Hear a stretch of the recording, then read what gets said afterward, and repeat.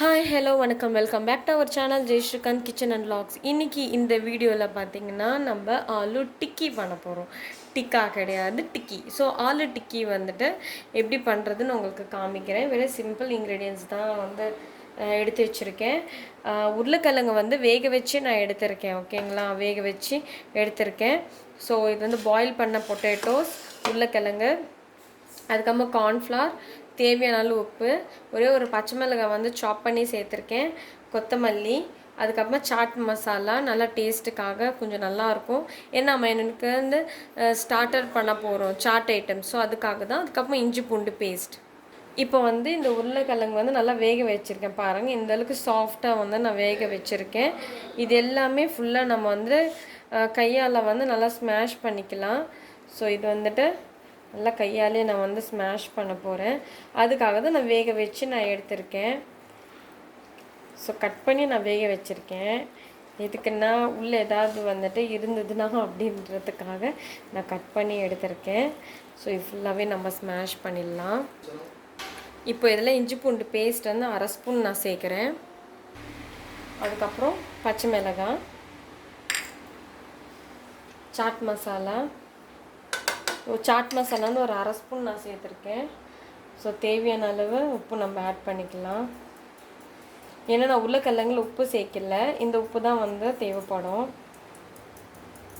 So தேவையான அளவு உப்பு சேர்த்துட்டு கொஞ்சோண்டு கொத்தமல்லி நம்ம இதில் வந்து ஆட் பண்ணிக்கலாம். ஆட் பண்ணி எல்லாமே நம்ம நல்லா பிசைஞ்சிக்கலாம்.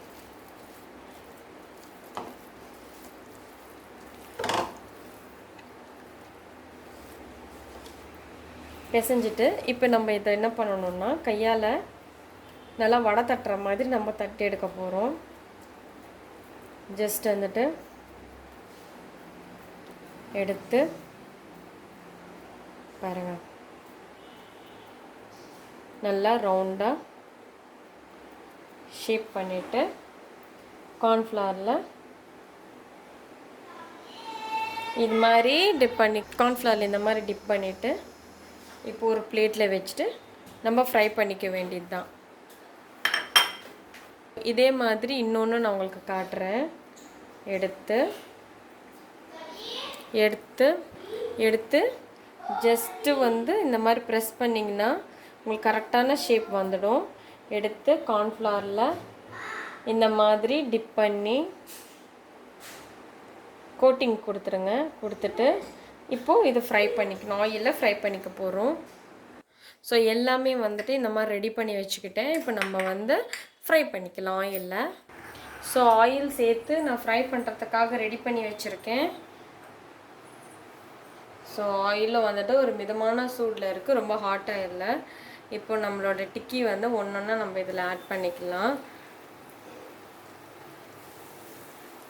ஸோ ஆல்ரெடி வந்து நம்மளுடைய இது உருளைக்கிழங்கு வந்துட்டு நான் ஆல்ரெடி வேக வச்சுருக்கேனால ரொம்ப ஃப்ரை பண்ண தேவையில்லை, சீக்கிரமாகவே ஃப்ரை ஆகிடும்.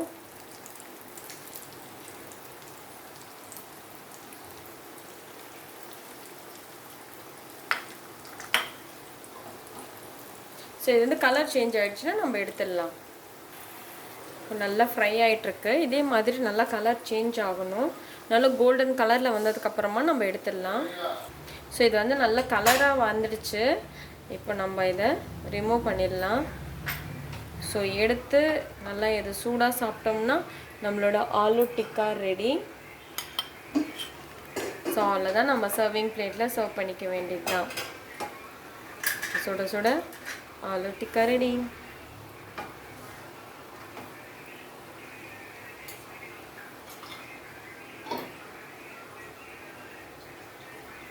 ஸோ சுட சுட நம்மளோட ஆலு டிக்கா ரெடி ஆகிடுச்சு.